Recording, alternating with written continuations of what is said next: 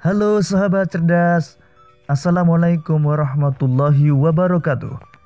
Pada kesempatan kali ini, kita akan belajar pada tema 7, peristiwa dalam kehidupan, subtema 3, peristiwa mengisi kemerdekaan, dan kita sampai pada pembelajaran ketiga. Sahabat cerdas, sebelum kita mulai pembelajaran kita, jangan lupa untuk berdoa terlebih dahulu.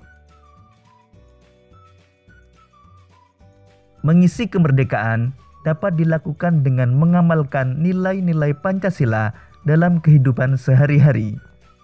Mengamalkan nilai-nilai luhur yang terkandung dalam Pancasila merupakan cara positif dalam mengisi kemerdekaan. Sahabat cerdas, tahukah kalian bagaimana sejarah lahirnya Pancasila? Untuk mengetahuinya, mari kita lanjutkan pembelajaran kita. Peristiwa lahirnya Pancasila.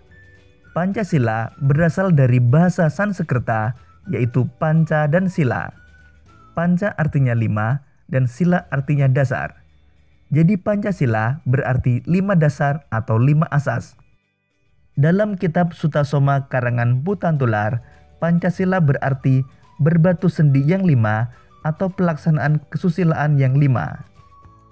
Lahirnya Pancasila sebagai dasar negara terjadi pada saat sidang BPUPKI atau Badan Penyelidik Usaha Persiapan Kemerdekaan Indonesia yang pertama.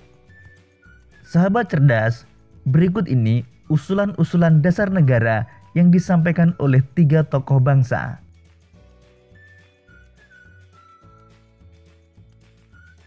Pada tanggal 29 Mei tahun 1945, Muhammad Yamin mengusulkan 5 dasar negara, yaitu: pertama, peri kebangsaan; kedua, peri kemanusiaan; ketiga, peri ketuhanan; keempat, peri kerakyatan; dan yang kelima, kesejahteraan rakyat.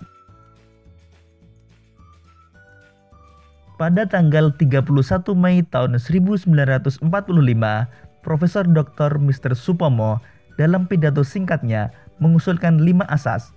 Pertama, persatuan; kedua, kekeluargaan; ketiga, keseimbangan lahir batin; keempat, musyawarah; dan yang kelima, keadilan rakyat. Pada hari terakhir sidang BPUPKI, tanggal 1 Juni tahun 1945, Insinyur Soekarno berpidato tanpa teks tentang calon rumusan dasar negara Republik Indonesia, yaitu: pertama, kebangsaan Indonesia; kedua, internasionalisme atau peri kemanusiaan; ketiga, mufakat atau demokrasi; keempat, kesejahteraan sosial; dan yang kelima, ketuhanan yang Maha Esa. Kemudian untuk memberikan nama pada kelima dasar tersebut, diusulkan istilah Pancasila. Tanggal 1 Juni tahun 1945 dianggap sebagai hari lahirnya Pancasila sebagai dasar negara.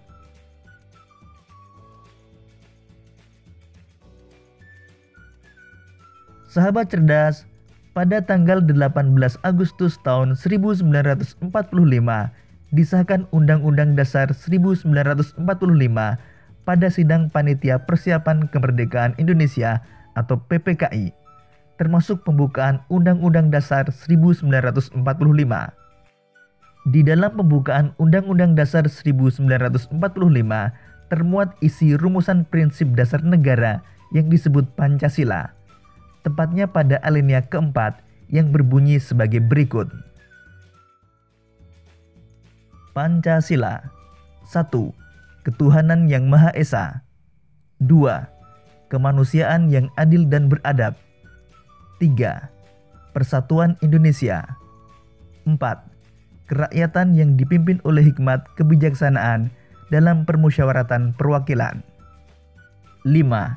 Keadilan sosial bagi seluruh rakyat Indonesia. Sahabat cerdas, Pancasila sebagai dasar negara memiliki peran penting dalam menjaga keberagaman bangsa. Berikut ini peran Pancasila dalam keberagaman bangsa. Pertama, Pancasila sebagai dasar negara merupakan kepribadian dan pandangan hidup bangsa Indonesia. Maka nilai-nilai luhur yang terkandung di dalamnya harus dipahami dan diamalkan oleh setiap warga negara Indonesia. Kedua, kita memiliki dasar yang kuat sehingga akan bisa menentukan sikap dan perilaku dalam menghadapi perubahan-perubahan yang terjadi. Dengan demikian, kita tidak akan kehilangan kepribadian sebagai bangsa. Ketiga, Pancasila merupakan ukuran dan pedoman nilai dan norma untuk menerima atau menolak pengaruh globalisasi dan perkembangan iptek. Pancasila merupakan pandangan hidup yang telah menyatu di dalam kebudayaan bangsa Indonesia. Sahabat cerdas, nilai-nilai Pancasila sesungguhnya telah ada dalam kehidupan bangsa Indonesia yang beragam. Sebuah nilai yang menunjukkan adanya perilaku dan sikap kerukunan serta kerjasama dalam masyarakat yang beragam, yaitu hidup gotong royong.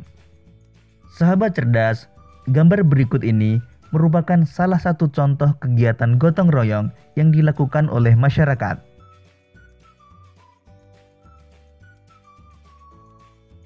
Sahabat cerdas, untuk lebih mengetahui tentang gotong royong, mari kita jawab beberapa pertanyaan berikut ini. Pertama, apa saja manfaat gotong royong? Manfaat gotong royong antara lain meringankan pekerjaan, mempererat hubungan antar warga, dan menjadikan lingkungan lebih tentram dan damai. Soal kedua, bagaimana ciri masyarakat Indonesia ditunjukkan melalui kebiasaan gotong royong tersebut? Gotong royong mencirikan bangsa Indonesia yang menjunjung persatuan.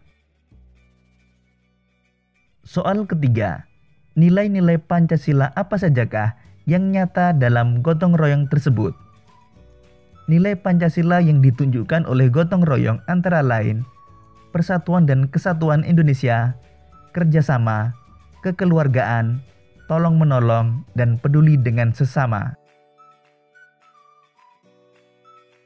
Soal keempat, berikanlah paling sedikit 3 contoh yang menunjukkan peran Pancasila dalam membina keutuhan bangsa Indonesia yang memiliki keragaman budaya. Pertama, Pancasila sebagai alat pemersatu bangsa. Kedua, Pancasila sebagai pandangan hidup bangsa Indonesia yang diamalkan dalam kehidupan sehari-hari. Ketiga, Pancasila sebagai kepribadian bangsa Indonesia. Demikian tadi sahabat cerdas, pembelajaran kita pada tema 7, subtema 3, dan pembelajaran ketiga. Untuk menguji pemahamanmu, kamu dapat mengerjakan latihan soal yang terdapat pada deskripsi video ini. Sampai jumpa pada pembelajaran berikutnya. Tetap semangat dan selamat belajar.